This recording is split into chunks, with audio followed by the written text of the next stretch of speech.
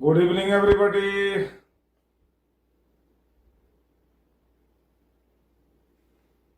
Good evening everybody. अरे आवाज नहीं आ रही है। ये कौन है? आयुषी, आवाज नहीं आ रही है उसको। हाँ, कान में नहीं लगाई है ना। Good evening everybody. अरे फिर से बोलो। ओके। हम लोग लास्ट क्लास में बात कर रहे थे कि अगर चार्ज प्लेट है तो उस चार्ज प्लेट पर चार्ज का डिस्ट्रीब्यूशन किस ढंग से होता है। अगर कोई चार्ज प्लेट है तो उस चार्ज प्लेट पर चार्ज का डिस्ट्रीब्यूशन किस ढंग से होता है, और इस पर हम लोग डिटेल में कल बात किए भी थे। अगर हम इसी में एक चीज और बात करें तो मान लीजिए हम कहते हैं कि एक प्लेट ये है, ये आई थिंक कि CRQ में होगा, आप उसको देख सकते हैं। ये दो प्लेट इस ढंग से है, दो मेटेलिक प्लेट है। एक प्लेट को हम X और दूसरे को Y कर देते हैं। X पर जो चार्ज दिए हैं वो Q दिए हैं, और इस Y पर कोई भी चार्ज नहीं दिए है। कोई चार्ज नहीं दिए है मतलब चार्ज Q 0 है। ये क्वेश्चन नंबर 52 है। और अब हमको अगर डिस्ट्रीब्यूशन ऑफ चार्जेस करना है तो दो बातें क्लियर है कि जो एक्सट्रीम आउटर सरफेसेस है उस पर जो चार्ज होगा वो कितना के बराबर होगा। हर प्लेट पर जो चार्ज है उसका सम डिवाइडेड बाय 2, डिवाइडेड बाय 2। तो नेचुरल है कि यहां पर Q प्लस 0 डिवाइड बाय 2, मतलब यहां पर Q बाय 2, यहां पर भी Q बाय 2, तभी तो दोनों का सम Q होगा। और आमने सामने वाले सरफेस पर हमेशा चार्ज इक्वल एंड अपोजिट होता है, तो इस पर जो चार्ज हो जाएगा माइनस Q बाई 2, लेकिन इस पर तो टोटल चार्ज 0 होना है, तो इस पर चार्ज कितना हो गया प्लस Q बाई 2। इस ढंग से चार्ज डिस्ट्रीब्यूटेड होगा। अब क्वेश्चन में जो अपने से पूछा गया है उसमें पहला पार्ट क्वेश्चन का ये है कि जो प्लेट X है उसके इनर सरफेस का चार्ज डेंसिटी क्या होगा। तो सिंपल सा बात है कि इनर सरफेस ये है और इस पर चार्ज डेंसिटी हो जाएगा Q अपॉन 2, ये चार्ज हो गया upon area. This is the surface charge density on the inner surface of the plate A, X का ये। और दूसरा इसमें ये चीज कहा है कि ये जो दोनों प्लेट का लेफ्ट एक्सट्रीम पॉइंट है इसको आप A कह दीजिए, तो इस पॉइंट पर इलेक्ट्रिक फील्ड क्या होगा। तो एक बात अपने को यहां पर पता है कि हर सरफेस पर चार्ज सेम है, हर सरफेस का एरिया सेम है, हर सरफेस का सरफेस चार्ज डेंसिटी सेम होगा, तो हर सरफेस के कारण जो मैग्नीट्यूड ऑफ इलेक्ट्रिक फील्ड होगा वो भी क्या होगा, सेम होगा। अब इस सरफेस के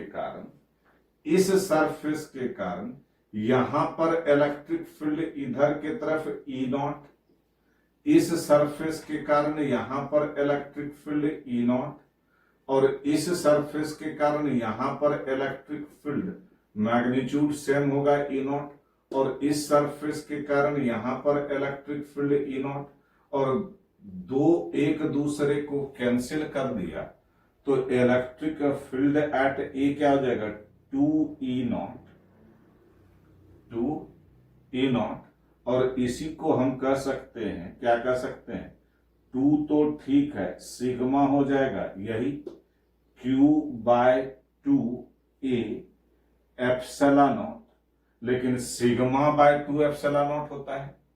आप ऐसे एक स्टेप और कह दीजिए इसको, ये हो गया E0 sigma bye 2 epsilon not, 2 cancel out हो गया, लेकिन सिग्मा कितना के बराबर, Q/2, तो ये हो जाएगा Q/2A epsilon not. This is answer. अब कहता है कि इस दोनों चार्जेस के बीच कोई एक पॉइंट बी है, तो इस दोनों चार्जेस के बीच इलेक्ट्रिक फील्ड बताइए।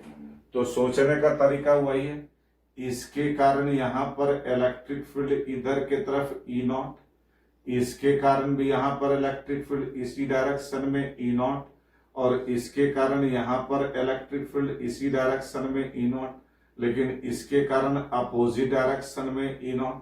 तो यहां भी एक दूसरे को ये दो तो कैंसिल कर दिया, तो सीधे सीधे यहां पर EB क्या लिखिएगा, यही वैल्यू तो आएगा, and this is Q/2A epsilon not. और राइट एक्सट्रीम पर अगर बात करें, यहां पर इस पॉइंट को हम C कह देते हैं, तो इसके कारण यहां पर इलेक्ट्रिक फील्ड E0, इसके कारण भी यहां पर इलेक्ट्रिक फील्ड सेम डायरेक्शन में E0, इसके कारण अपोजिट डायरेक्शन में E0, और इसके कारण इधर ही E0, अगेन दो कैंसिल कर दिया, तो ऑब्वियस है EC क्या हो जाएगा, सेम Q/2A एप्सिलॉन नॉट। समझ में आया? ओके, अब हम बात करते हैं एक अगले क्वेश्चन का। कहता है कि दो प्लेट ही है, एक प्लेट ये है और दूसरा प्लेट ये है।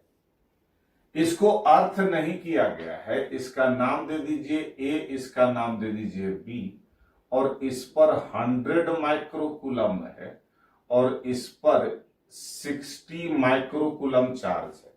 ये दिया हुआ है क्वेश्चन में पहले से। ब्लर आ रहा है क्या? अरे फिगर ठीक आ रहा है ना? ओके। और ये CRQ का आप लोग बोले हैं कि क्वेश्चन नंबर 54 है। तो अब अगर हम यहां पर चार्ज डिस्ट्रीब्यूशन का बात करें, तो आप देखिए इस पर 100, इस पर 60, तो इस सरफेस पर कितना हो जाएगा, 100 + 60/2, 80 माइक्रोकूलम, जबकि इस पर टोटल चार्ज है 100 माइक्रोकूलम, तो इस पर 20 माइक्रोकूलम, इस पर -20 माइक्रोकूलम, और इस पर 80 माइक्रोकूलम, तभी तो दोनों का सम 60 माइक्रोकूलम होगा। ये है क्वेश्चन का पहला पार्ट A। यही तो आंसर है। समझ में आ रहा है? ओके, अब हम बात करते हैं एक दूसरे क्वेश्चन का। यही है, एक प्लेट ये है, एक दूसरा प्लेट ये है,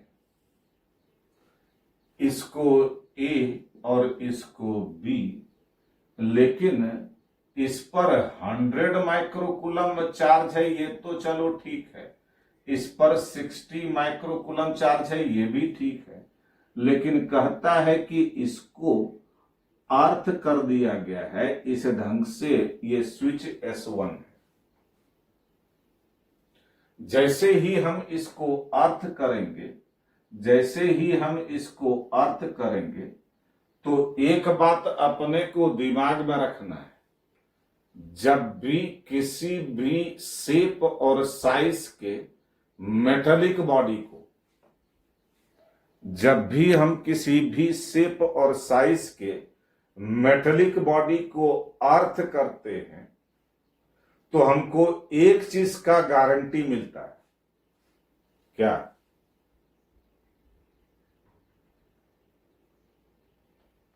उसका पोटेंशियल जीरो हो जाएगा। जब भी किसी भी मेटेलिक बॉडी को, चाहे उसका जो भी शेप और साइज हो, जब भी हम किसी मेटेलिक बॉडी को अर्थ करते हैं तो हमको एक चीज का गारंटी मिलता है, और वो ये कि उस मेटेलिक बॉडी का जो पोटेंशियल है वो जीरो हो जाएगा। अब पोटेंशियल जीरो होगा ये बात तो क्लियर है, पोटेंशियल जीरो होगा ये बात तो क्लियर है, लेकिन उस मेटेलिक बॉडी पर चार्ज जीरो हो भी सकता है और नहीं भी हो सकता है। तो हमको दिमाग में क्या रखना है कि जब भी हम किसी भी शेप और साइज के मेटेलिक बॉडी को अर्थ करते हैं तो अर्थ करने का मतलब है कि उस बॉडी को हम अर्थ से कनेक्ट कर देते हैं और अर्थ का पोटेंशियल जीरो होता है, इसीलिए उस मेटेलिक बॉडी का भी पोटेंशियल जीरो हो जाएगा। जब भी किसी भी शेप और साइज के मेटेलिक बॉडी को हम अर्थ करते हैं तो एक बात क्लियर होता है कि उस मेटेलिक बॉडी का पोटेंशियल जीरो हो जाता है, उस पर चार्ज जीरो हो भी सकता है और नहीं भी हो सकता है।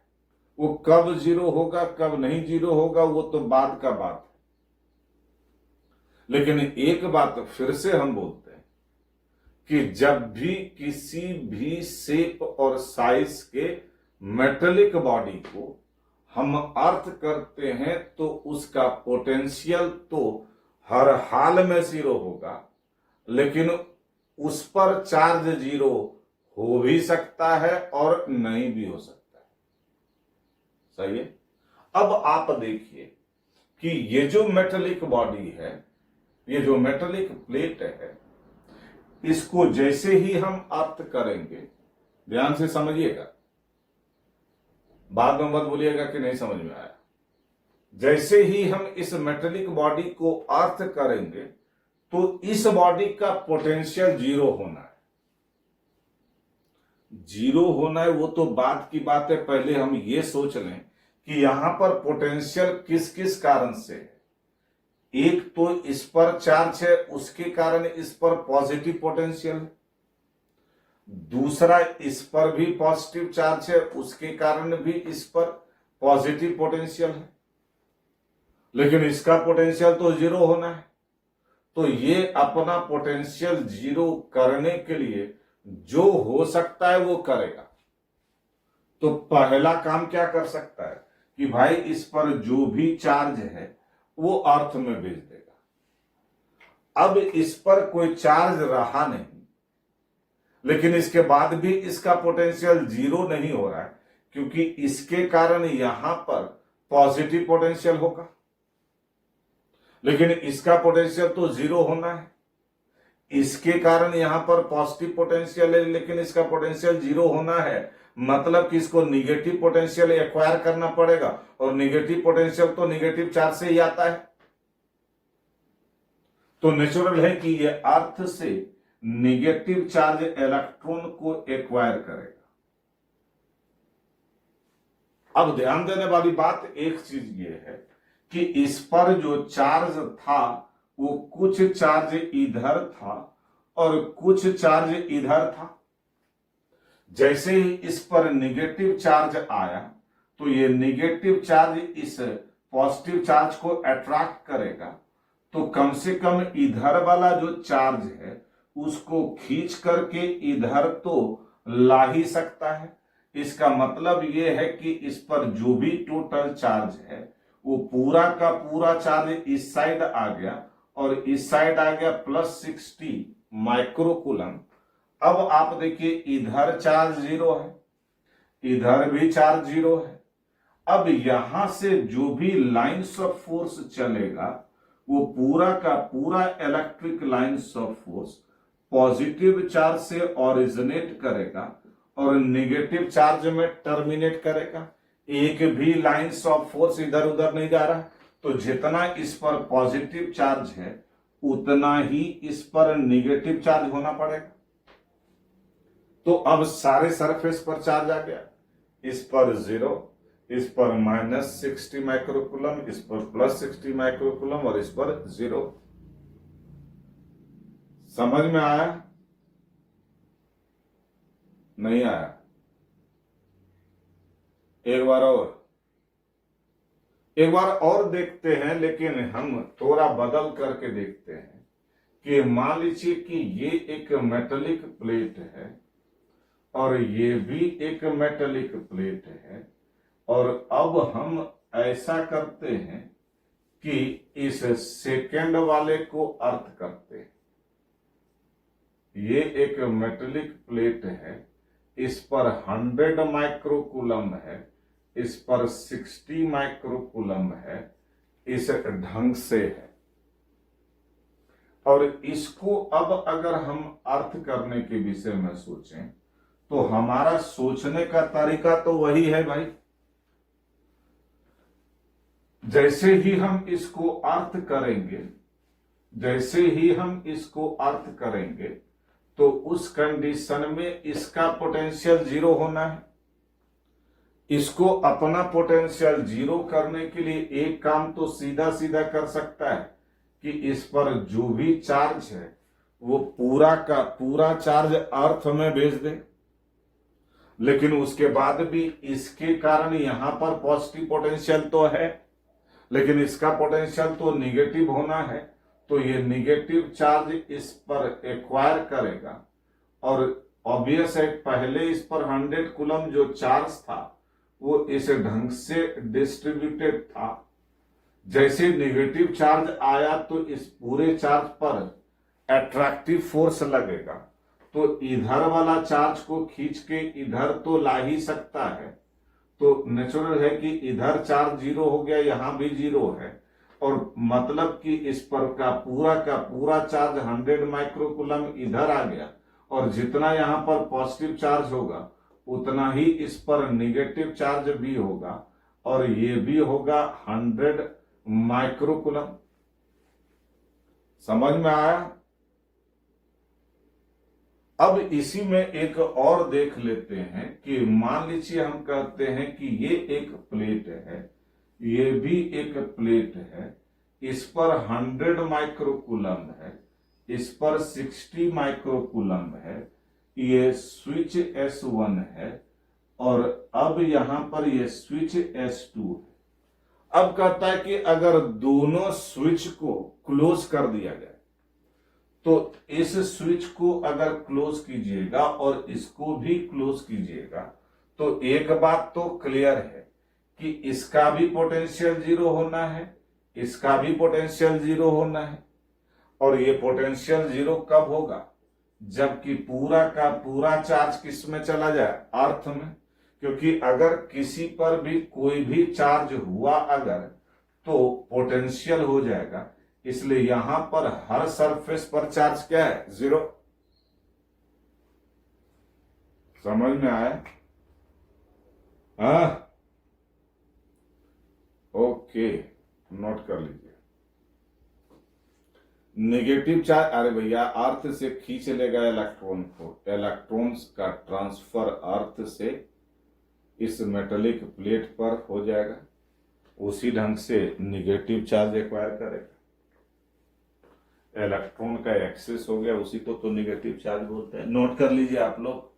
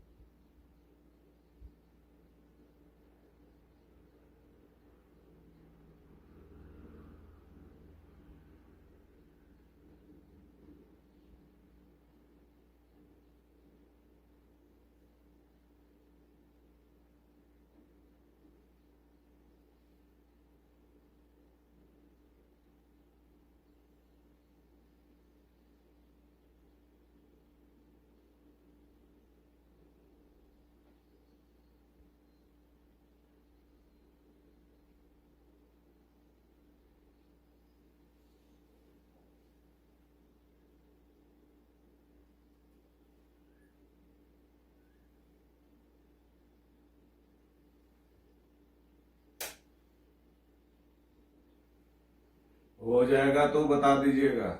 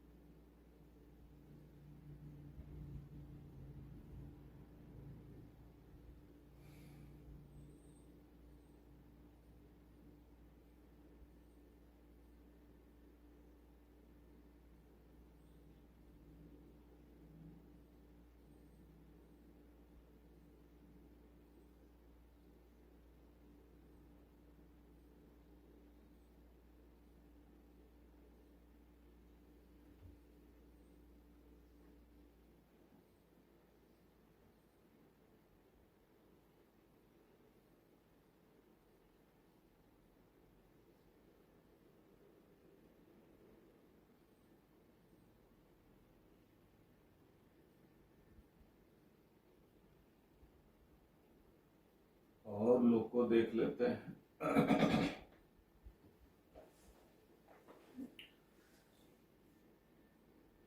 नोट कर लीजिए जल्दी से।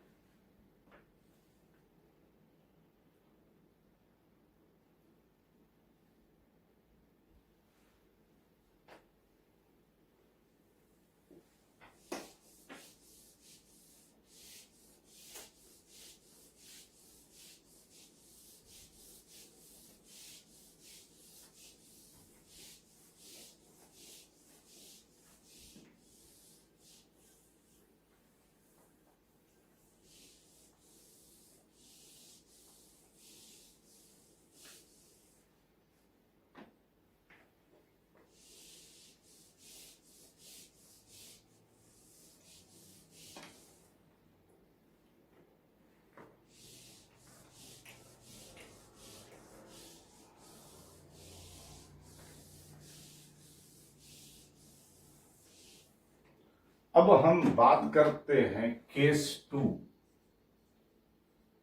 केस 2 में का चार्ज डिस्ट्रीब्यूशन ही करना है, चार्ज डिस्ट्रीब्यूशन।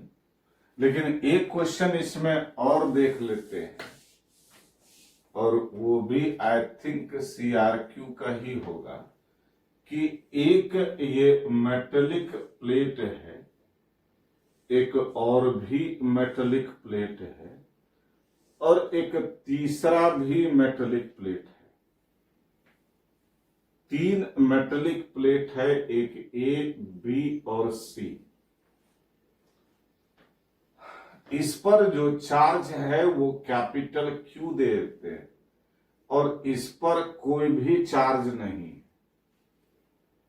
इस डिस्टेंस को स्मॉल a कह देते हैं, और इस डिस्टेंस को स्मॉल b कह देते हैं, और इस दोनों प्लेट को अब एक वायर से कनेक्ट कर दिया गया। Question number 53।